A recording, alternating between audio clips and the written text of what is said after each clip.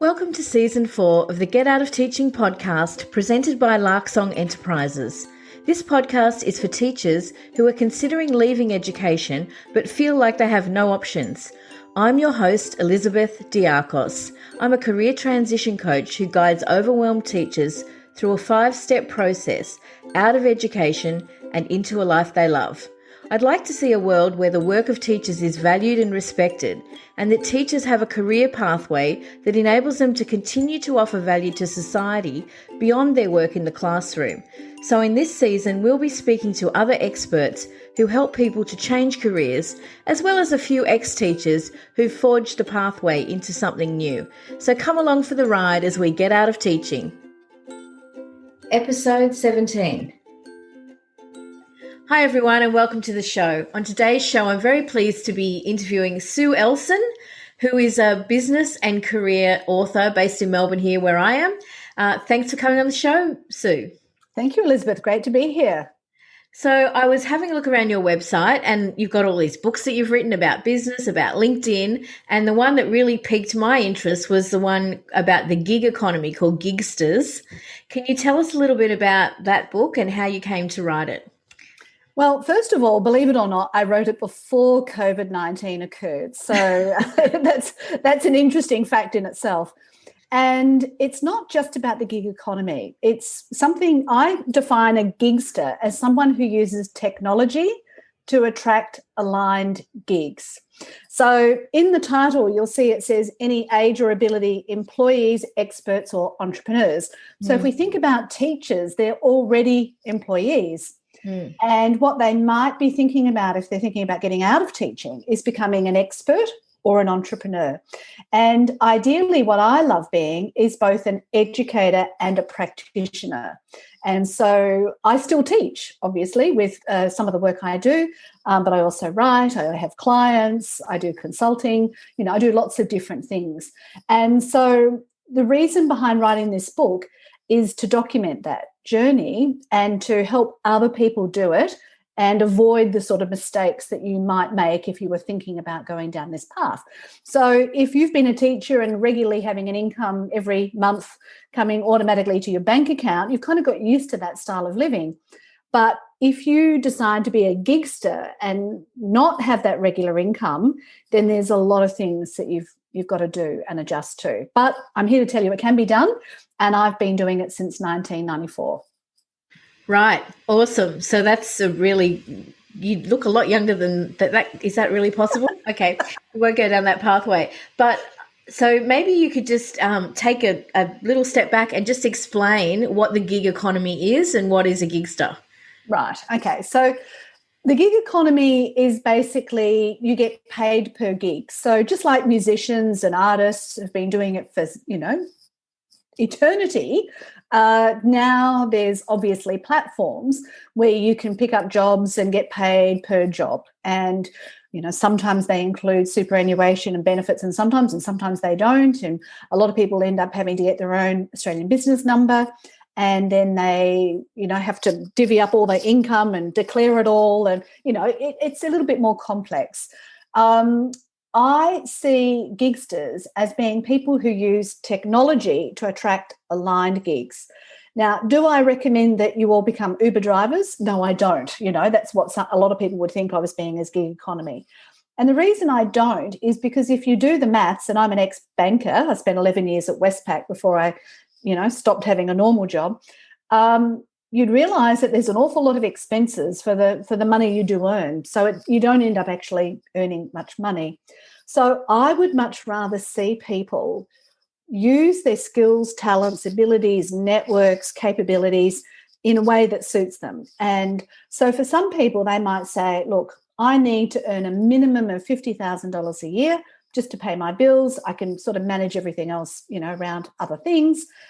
And these are the sorts of things I'd like to do, and I could be paid for it. So I've worked with a lot of people who've lived and worked overseas, and I know a lot of teachers do that. They go and travel overseas, teach English, and then they come back, and they find that transition to life in Australia difficult. Now, if they go in and they've been working in, I don't know, some English school in Dubai, they're probably earning more money than you and I have ever seen. And then they come back to Australia and, they end up trying to get some job at $30 an hour, which I think is ridiculous. Whereas if they were a gigster and really identified their value, they could say, I'm going to work 2 days a week. I'm going to be paid what I'm worth. I'm going to provide amazing value. And this is how to go about it. So if they're going to do that, they have to have a LinkedIn profile. Ideally, I would also suggest they have a website. I'd suggest that they learn how to manage their money so that when they do get money and they don't get money, they can manage in those in-between times. In fact, I have a whole chapter in the book about managing your money because I've done a lot of that. But then I also talk about particular competencies you need, superpowers. So you've got to be somebody who can cope with not getting feedback because people don't give it to you. They don't think to say, oh, Elizabeth, you did a great job today. Well done. Nobody says that when you're out on your own.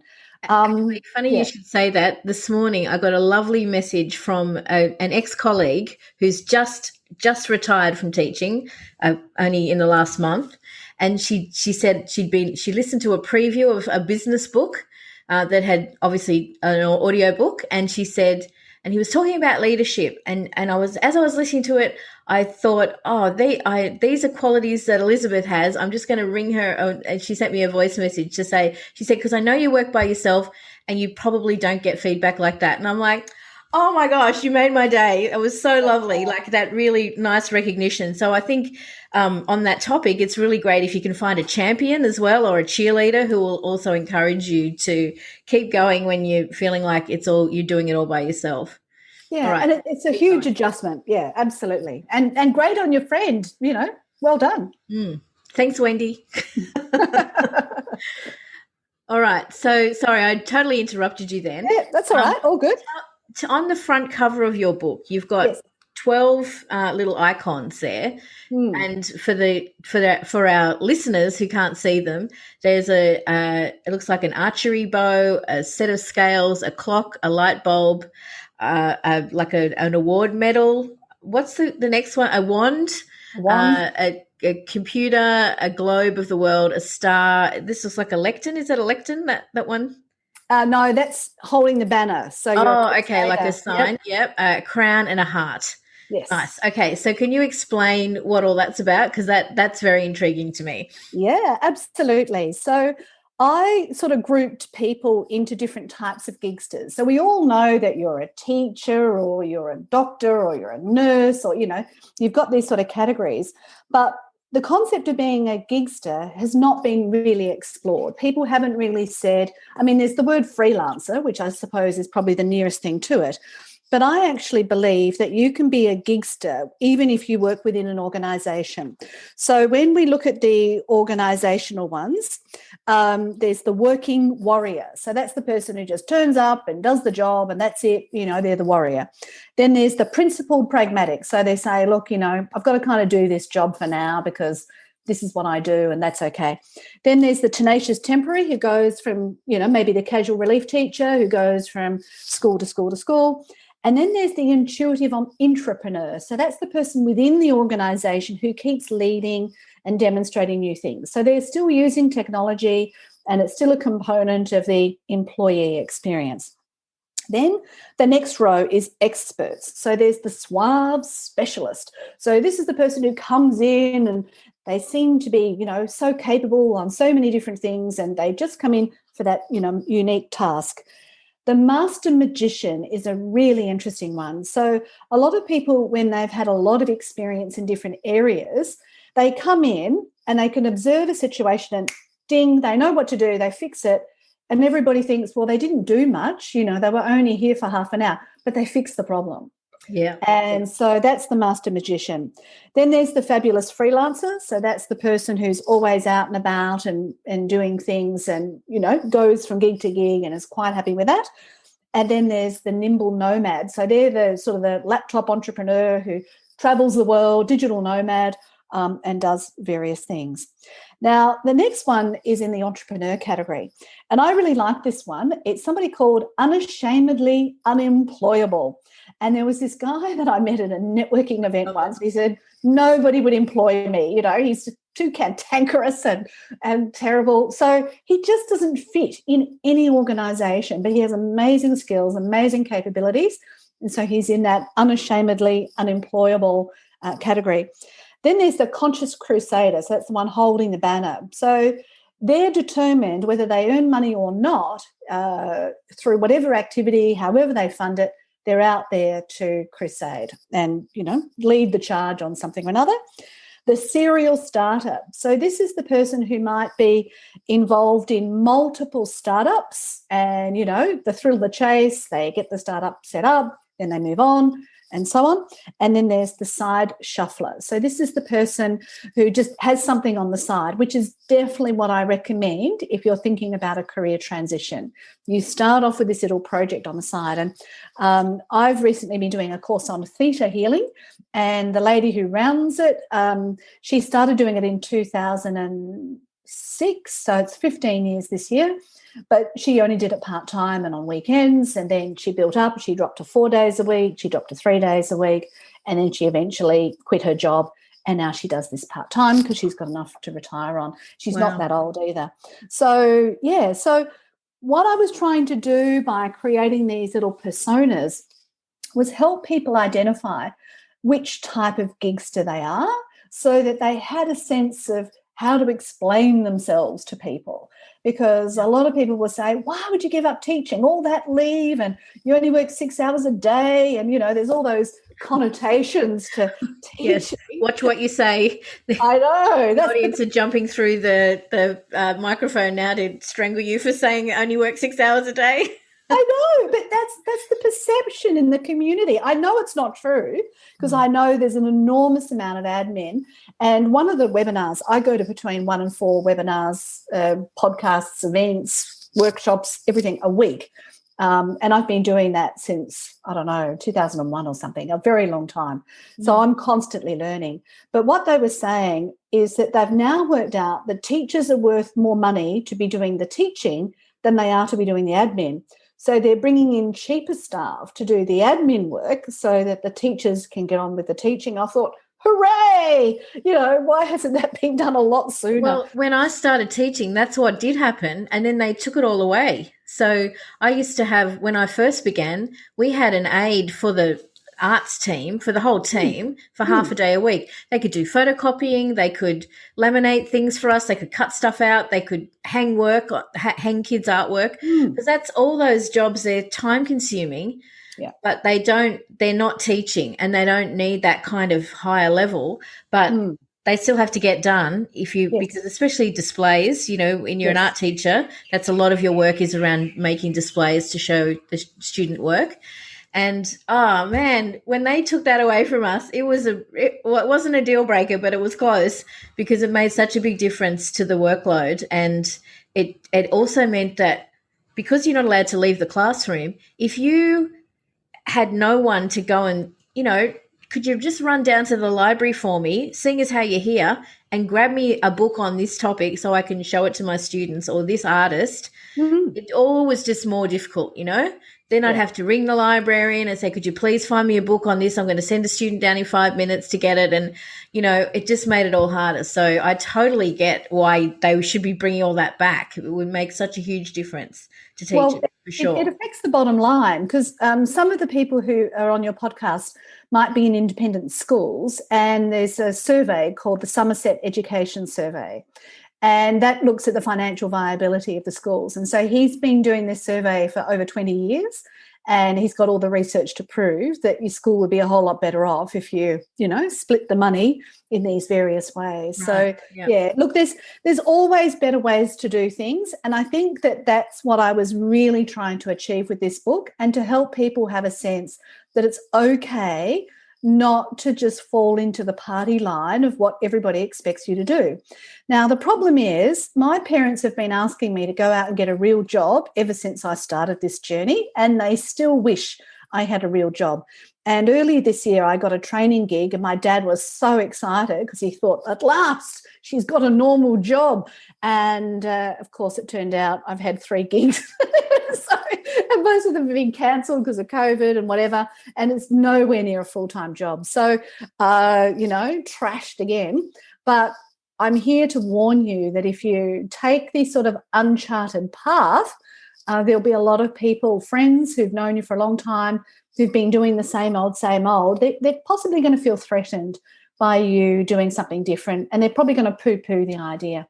So there might be some friends that you spend less time with. I'm not saying get rid of them. I'm just saying spend a little bit less time with them. But you need to identify, as you've rightly pointed out, those people who will support you.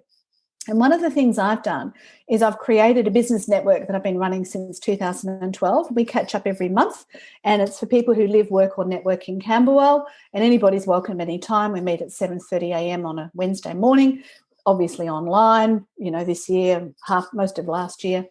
And that's kept me sane because it makes me feel like I belong to something, I belong to my community, and I see some familiar faces on a regular basis. And the best part about doing things locally is you end up getting gigs from the local area because you're building those relationships and maintaining them. Right. So creating a local network of other people who are in that same kind of gig economy.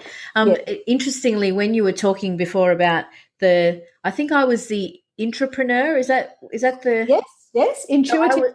Yes. Yeah, I was always trying to, start up some new little initiative and get extra money for the art budget or, try something. Yeah. We had all these little ways of trying to make a bit of extra cash so we could spend it on, art supplies. So it only ever went back to the students. But I love that aspect of it and trying to go straight to the manufacturer and bypass the local supplier so I could get a better deal. And my business manager hated me for all those little initiatives. I caused all kinds of trouble. But that really lit me up. And actually one of the things that happened was there was some embezzlement of funds in the Department of Education, and they shut down a lot of those initiatives, and so we weren't able to do some of those things anymore, and it just sucked all the joy out of it for me to not be able to do that anymore. So one of the joys for me of doing what I'm doing now is being self-directed and being able to make those decisions for myself and also suffer the consequences of the decisions that I make for myself as well.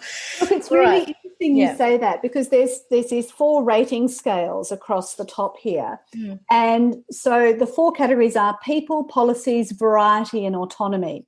So as an intuitive entrepreneur, the one thing for you is autonomy, which is basically what you're telling me, variety and policies, and then people is the last. So you're not so worried about the relationships technically with the people because you see the bigger picture and you want to go for that bigger thing. So pleasing everybody is not your number one goal.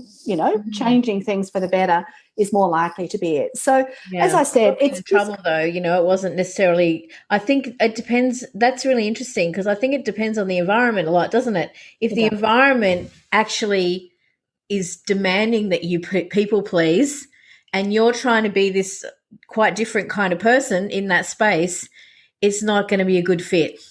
That's probably actually, I think you've hit on the essence of why I had to get out because it wasn't a good fit in the end because of that. No. Wow.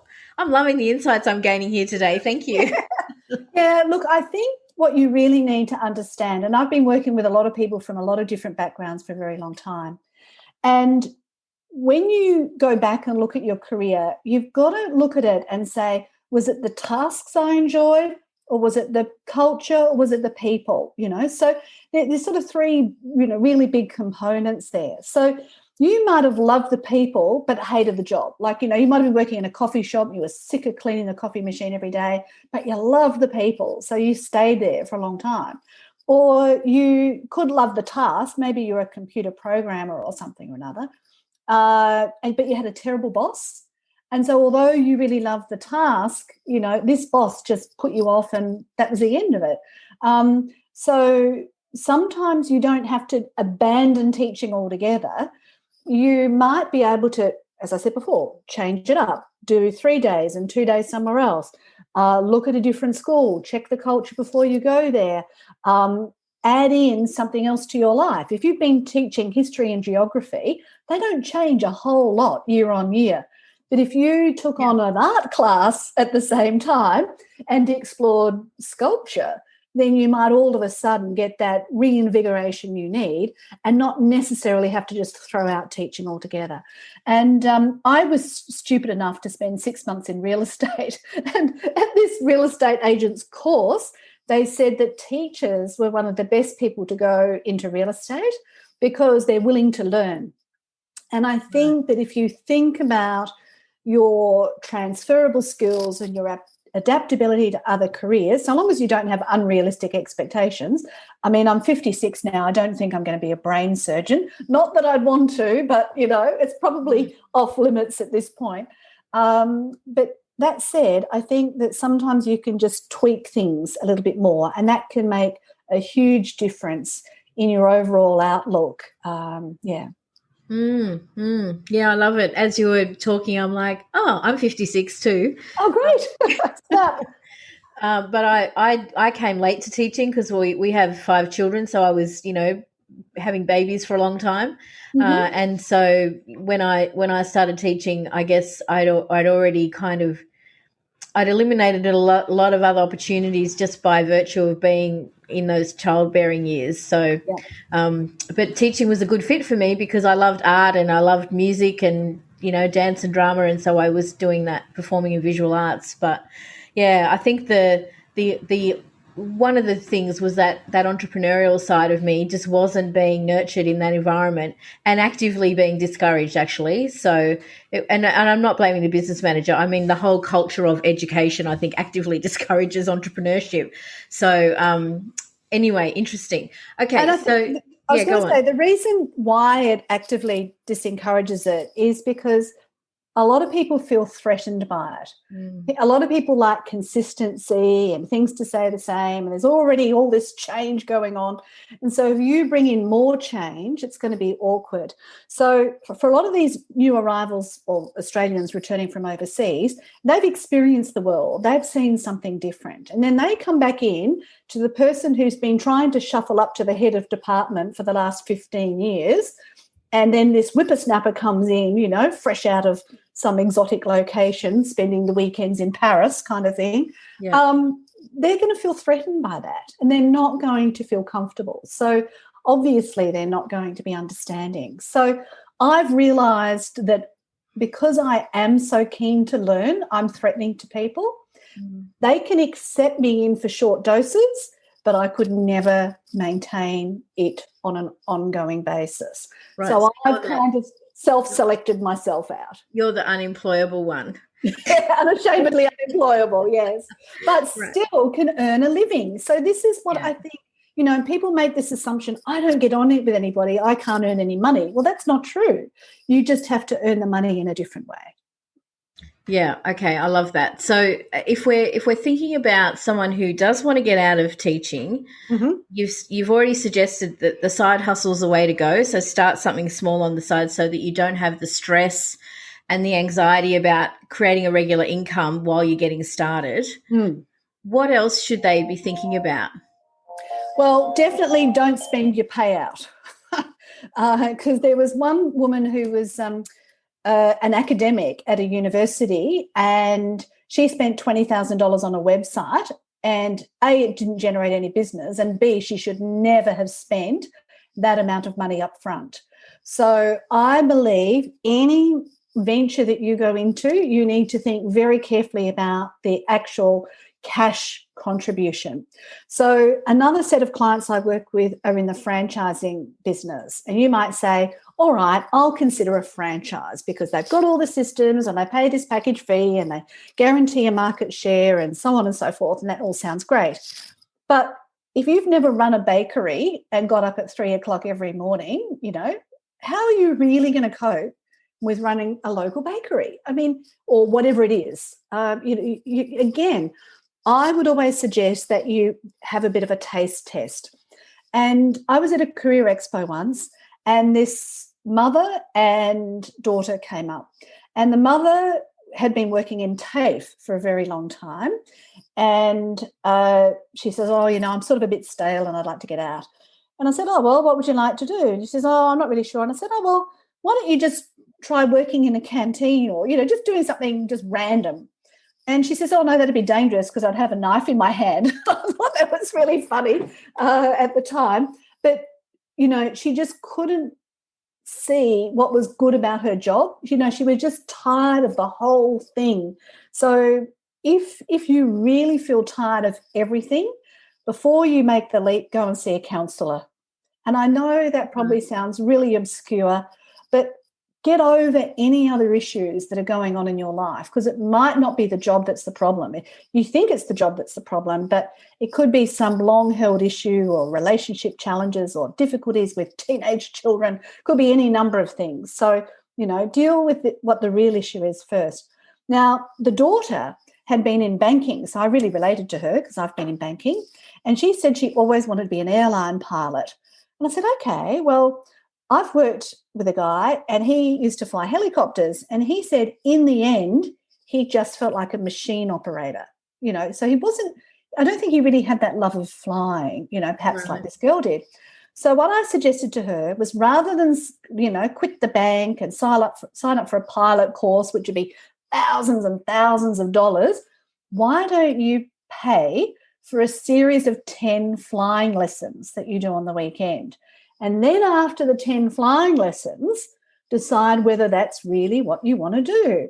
And so if you were going to buy a franchise, go and work there for 10 days, free if you want, take some leave and go and work there for 10 days. But really understand what it is you are going to move towards, because, it could be something, you think it's the job, but it's actually not the job. It could be something else going on. Well, I actually just got off a call before we started this recording with a teacher who had previously run a tutoring franchise. Mm-hmm. And she said it actually didn't replace her teaching income, and it was, really wasn't that viable. And the hours were terrible because it was after school. So it was like from 4 p.m. till 6:30 or 7 at night, and then on the weekends. So she had her own young children, and they were at school or daycare or whatever during the day, and then at night when she normally would be with them, she wasn't available. So it actually wasn't conducive. But I imagine something like that for someone a bit older with maybe adult children, where they are flexible enough to be able to work in the afternoons and the evenings and on the weekend, that might be a great gig. And you could actually even potentially go away in the, during school term. If you want to have a couple of weeks off, you could just go, well, I'm taking a holiday. I'm not going to be here. And so they, it's possible, isn't it, to make it work. And I think that's a lot of the teachers who talk to me are in their 50s, and they are a little bit more flexible, and maybe they have a bit more of a nest egg. And they're in a better position to consider doing something else, but they've still got maybe another 20 years left of working life. So they need to create something that's going to be viable and sustainable over a longer period, but maybe they don't actually need to earn as much because they've already, paid down most of their mortgage, or they don't have the same debt that they might have had, 15 years earlier. Correct. Okay, so just imagine you've got this teacher. I'm going to call her Donna. I've been using Donna, my archetype teacher, as an example. She's 52. She's decided she wants to get out. She really likes this idea of creating a side hustle or some kind of gig work. Mm-hmm. How would she begin to set that up? You've already said don't spend $20,000 on a website. What would be the first steps you would need to take to create something like you're describing? Okay, so Donna really has to know what her strengths are, what her transferable skills are, and what she can get paid for. Like, she might love macrame knot tying, but unless she's part of some designer studio that charges $8,000 a piece for, Indian jute, hand-dyed and rabbit's blood or something, I don't know, some bizarre thing, she's not going to get $8,000 a piece. No. So you really need to do a little bit of a stock take of what it is you are. Now, one of the ways to do that, ironically, is to fill in your LinkedIn profile. And that is an essential component. You need to have a network. A network is what sustains us. If we lose our job tomorrow, we've got zero income. But if you are a gigster and you've got multiple sources of income, if you lose a client or a gig or whatever it is, no big deal, you've got enough to keep going.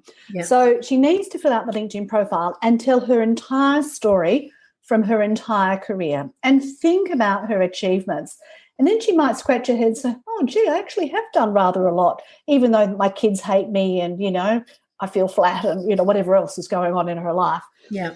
So fill in the LinkedIn profile. Now, the next thing is to do a lot more research into the options she's got available, suck it and see, go around and check what they're like, build those relationships, go to networking events, reconnect with the community, make sure you've got hobbies and interests, find a coach or a mentor or somebody or another to sort of keep you on track. You can develop one-page business plans. Please connect with your local council. If you live or work in an area, you are entitled to the services of that council, and a lot of them have ideas for how to set up a small business if that's what you'd like to do. See if you can get some paid gigs. There's one amazing coach in Sydney, and she talks about, when do you start a business? As soon as you get somebody to pay you for doing something. Now, I don't mean cleaning. I mean, something you did. And charge what you're worth too. I mean, obviously some people when they're starting out don't charge as much as when they've got more experience, but if you really have the goods and you can come in and do something, well, then be prepared to ask for that price. And remember too that a lot of work, if you're starting out, comes from referral. So if somebody hears Elizabeth is amazing or Donna is amazing at whatever, the first thing they're going to do, even if their best friend told them how good Donna was, is they're going to Google Donna. And if nothing comes up for Donna, there's no reviews, there's no recommendations on LinkedIn, there's not even a LinkedIn profile, everybody's going to say, well, Donna may be great, but I can't find out anything about her online, so I'm just not going to call Donna because I just don't really, trust it. You can start with that. I've got articles that we can include in the show notes about what to do before you speak to a website designer, how much you should pay for a website, what should be included in the quote. But you actually don't need the website to start. You just need the LinkedIn profile. You can set up a Google My Business account for free as well.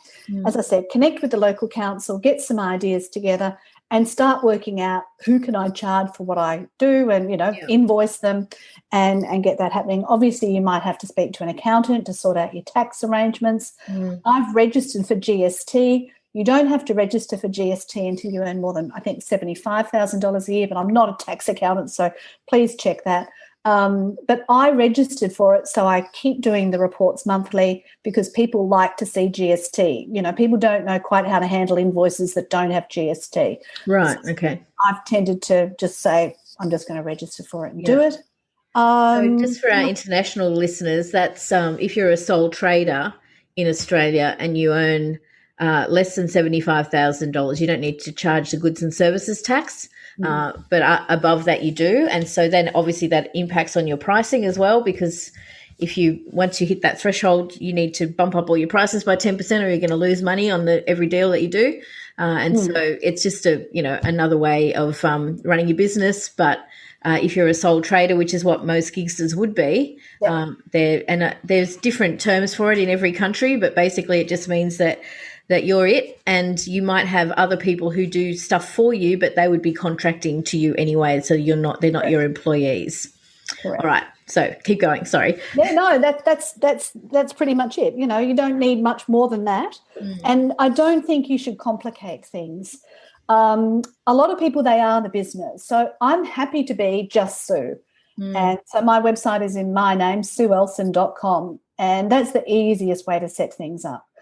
Now, if you decide you want to have 60 staff and, a fancy office and all of that, well, then you'd obviously set up a business name and put it all under the business name and create a saleable asset. But that's not who I am. So, but you can be. I'm not saying you can't be, but you need to sort of make that decision. So for a lot of people, they're happy to just keep it that, it all ends up being reasonably manageable. I do outsource certain things. I get experts in to do bits and bobs for me at different times. And I'm happy to pay those people. I don't expect everything for nothing, because if you pay someone, an expert, for an hour of their time, you'll probably save yourself, 30 hours of time and a whole bunch of mistakes. Mm. So, yes, get an expert in, get some Yeah. quick advice and then go from And there. even like I have virtual assistants who do some of the outreach even within my Facebook group. When we let people into the group, they collect their name and the reason they wanted to join, and then they send them a personal message saying welcome to the group, and that's just a nice way of so I'm helping someone have some work. But Yes. also, they are contracted to me, so I don't actually employ them, per se. Yeah. And that works really well, because then if I don't have that work available, they don't do it, and I don't have to pay them. So it works for both of us, and they can go and get another job. So they're basically gigsters, actually, themselves. They are. Yeah. Correct. Okay, so that's really amazing. What else should we be thinking about as we wrap this up? What else should someone who's thinking about becoming a gigster need to consider? I think one of the things with any career decision is you need to think about your context.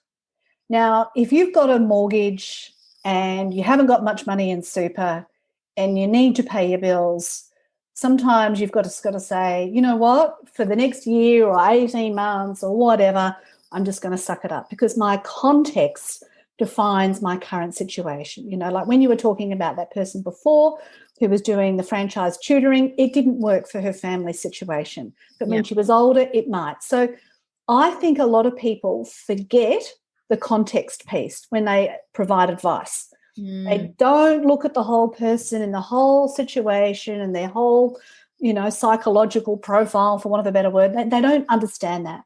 The second thing is to really identify your strengths. Now, I happen to be really good at accounting and I hate it. And yet I really like teaching and learning and all those things, but that's something I've acquired. So when you think of your strengths, don't just think of your natural strengths. Think of the things that you've acquired that you also really love doing. Because I think we often forget, we just say, well, I'm a natural something artist, but actually I'm really good at following up, so that's another strength that I have. Yeah. And then the third piece is your values. Now, under no circumstances will I have anything to do with horse racing or gambling. Like, it is off limits. I will not assist any enterprise that is associated with gambling or horse racing. And if I don't think a client and I will fit, I actually say no to that work. And that might seem really counterintuitive to some people, but you have to say no to some things to get yes from other things.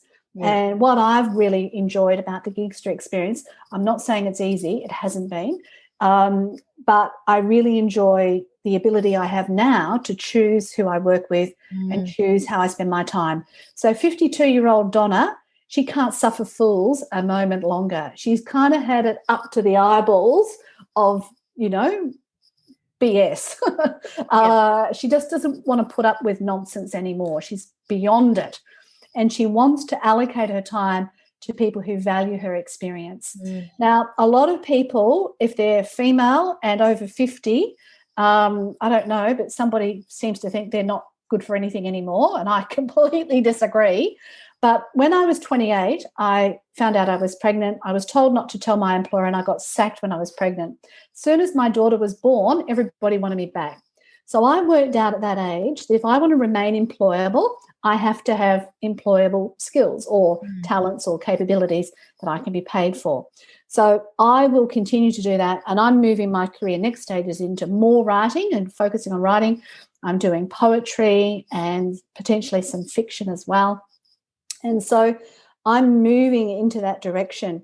But if you think about, I'm not going to compete with the 20-year-old Instagrammers who put a green smoothie on Instagram and all of a sudden they're a dietitian and natural health expert, because they're not. They just put a green smoothie on Instagram.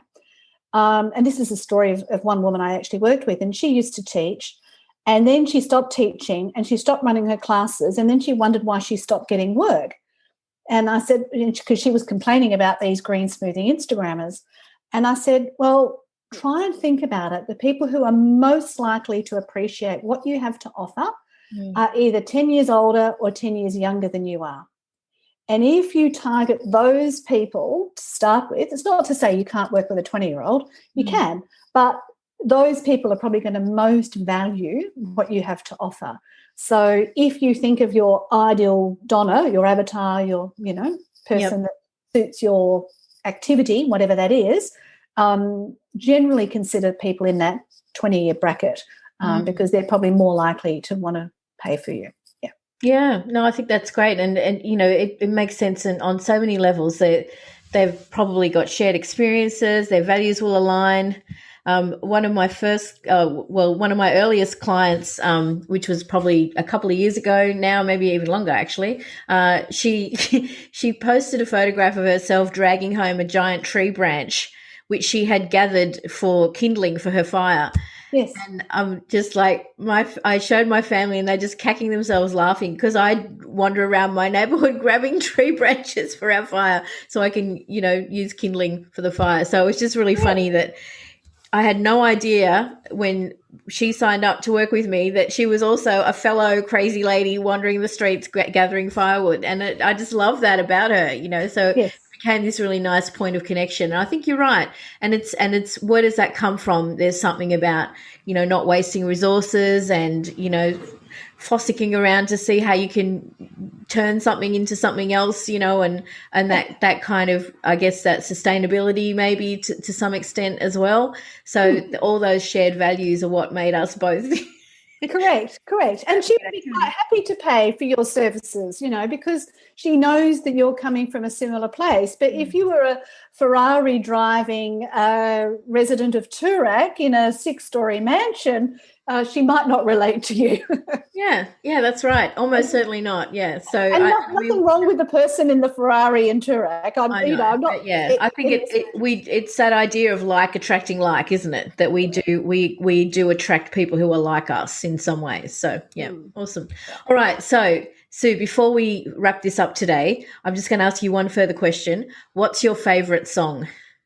Well, it changes on a regular basis, but one that I like at the moment is called Throw Me a Line by a group called Haven, Haevn. And I really it's sort of like a movie-themed pop song and something about a heartbreak all in one kind of thing. Yeah, so I don't know, I just love the sound of it. Lovely. All right, we'll have to put the link to that song in the show notes for this episode. Oh, absolutely. Sue Ellson, thank you so much for coming on the Get Out of Teaching podcast today. It's been a fascinating conversation. I've really enjoyed it. Thank you, Elizabeth. Great to be here. And I'll also send the link to the book. So if anybody wants to download it for free from ResearchGate, they can do that as well. Oh, that's a very generous offer. Thank you. You're welcome. You've been listening to the Get Out of Teaching podcast presented by Larksong Enterprises with your host, Elizabeth Diakos. Do you know someone else who could benefit from hearing more stories of hope and transition from teachers all around the world?